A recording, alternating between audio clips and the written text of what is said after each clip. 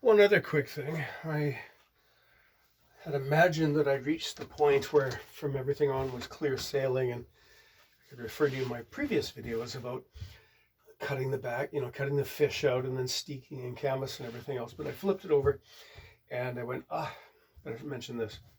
So I've shaped the inner apron, I've basted it all down, turned the kilt over, gone through it as I always do, looking for, I don't know, mistakes, bits of yarn that have been sewn into the seam, anything like that. And it all looks straightforward. Now, once again, as I mentioned when looking at the kilt from the outside, any element that you see in any one of these pleats should be repeated when you lift it up from looking at the cloth below. So what I'm looking at here, before I proceed, is that, well, the pleats are very nearly exactly the same width. There's going to be a little minute variation on the inside here, which is okay, but what we're looking for, we don't want to see profound differences in width of the pleats on the inside. There'll be some variation, and I can't tell you off the top of my head what is acceptable and not, but it all looks pretty good. It's very, very close to being absolutely even.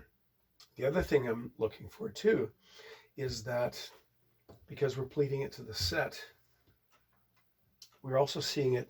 It's as though we pleated it. Well, when we've pleated it to the sett, in effect, on both sides. There's the side facing out and the side facing in, and they're both pleated to the sett. Now, this isn't. So sometimes when I check this will be one off from. This will be. This layout will be shall we say, the opposite of the outside. The outside is centered. The center line is the white line. Here,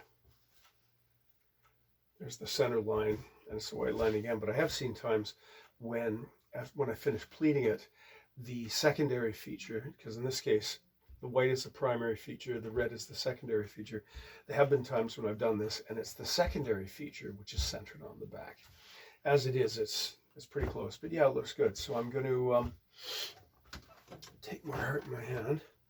So as usual, I've marked it with yellow crosses to show that I'm not to cut that. The white line shows where I will be cutting it later, and the yellow line up there shows where I will be steeking it. But let's cut the back out. And I'm giving it a fairly generous seam allowance. That's 1.5 inches. I mean, we had a bit of back and forth with somebody about imperial versus metric. I use imperial in sewing because that's what I grew up with, and I'm sure that continental tailors are very happy with metric, but I can envision imperial because an inch is the width of my thumb.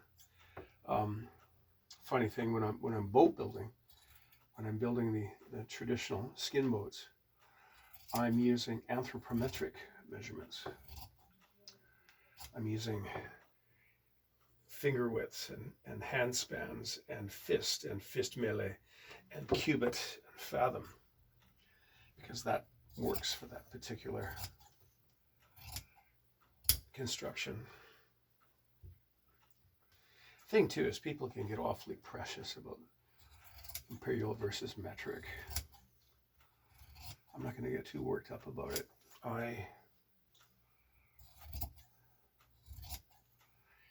Metric's quick because it's a base 10 counting system, so it's what I use when I'm doing route measurement, plotting distance. Imperial kind of amuses me because I've never been a good mathematician. In fact, I grew up believing I was a horrible mathematician. So by using imperial, So I'm forcing my brain to work a little bit harder, 5280 in the number of feet in a mile. Takes a little more brain than just multiplying by 10.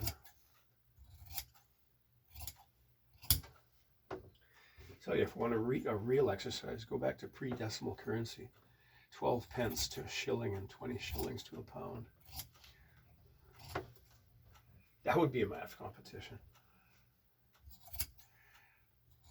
What's your change on a 20-pound note for something that costs 17 and 6? 17 shillings, 6 pence.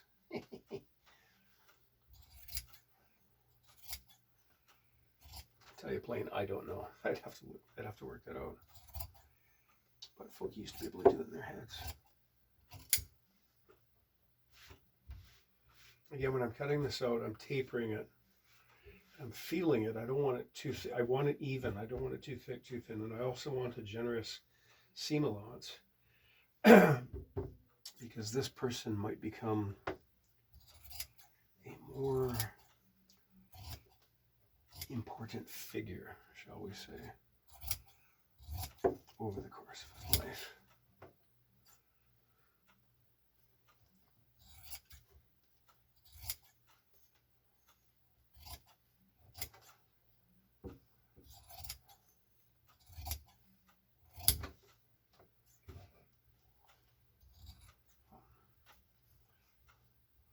This pair of shears scares me because it's so phenomenally sharp. I could easily cut through every layer of this kilt.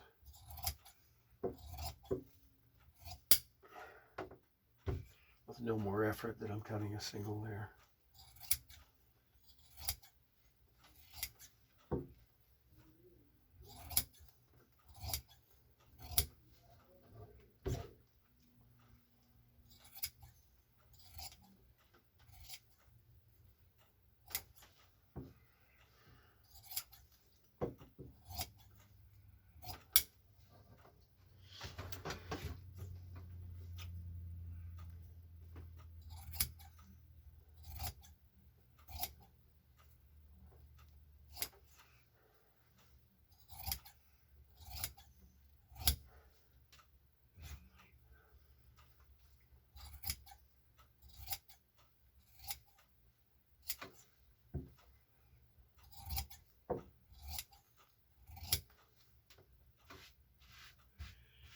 Good.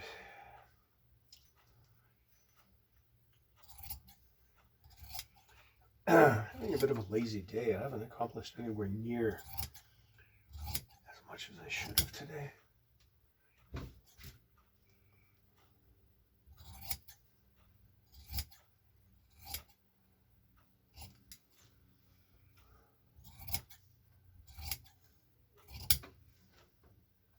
I wish there was something I could do with these. They're too small to do anything with, but the cloth is so good I feel guilty throwing it out. Might have mentioned elsewhere, there used to be at least one woolen mill here in Vancouver, because one of the old soldiers who'd been a boy in the Depression had told me that they used to collect scraps like this and turn them into the mill, and then they sort of got their card punched, as it were, and then when they'd collected enough volume or enough weight, the mill would reward them with a new blanket.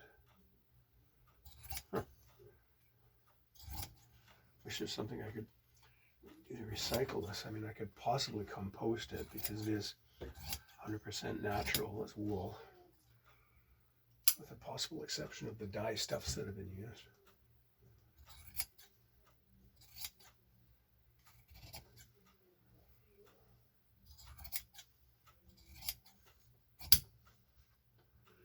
Okay, 2 left.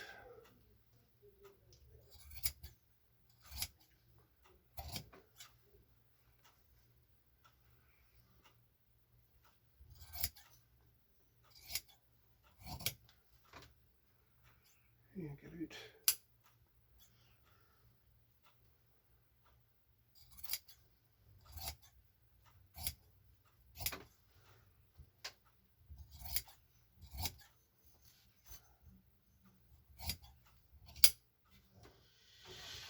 Okay, good. Now bring these back.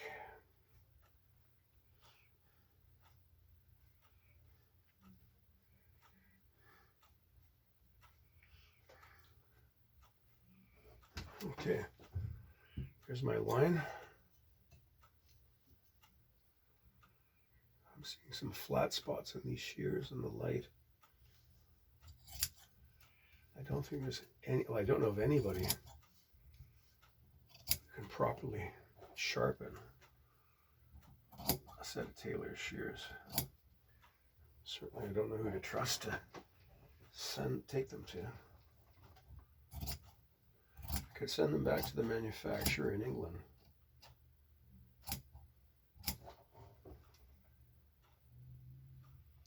But from there, I think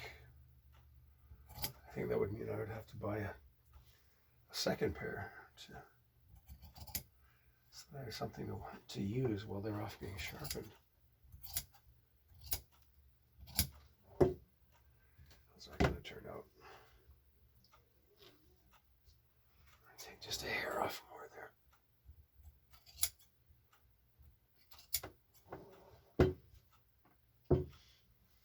Okay.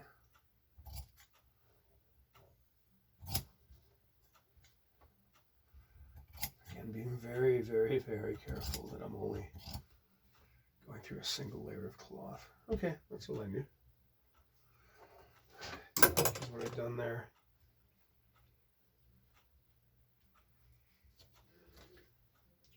So I've cut this to within, here's the first seam, I've cut that to within maybe 3/8 of the seam. But I've cut these back a bit, so when this is folded back, now granted the canvas is going to be in here too, but when this is folded back, there's a bit of an overlap so that when the kilt is drawn tight, we don't see the buttonhole gaping open. It's not critical, but it's a nice touch. Just better tailoring, quite frankly. Okay, I'm going to get rid of all of these scraps. And then I'm going to steek it. How much time? I just might be able to get the canvas in today. Good stuff.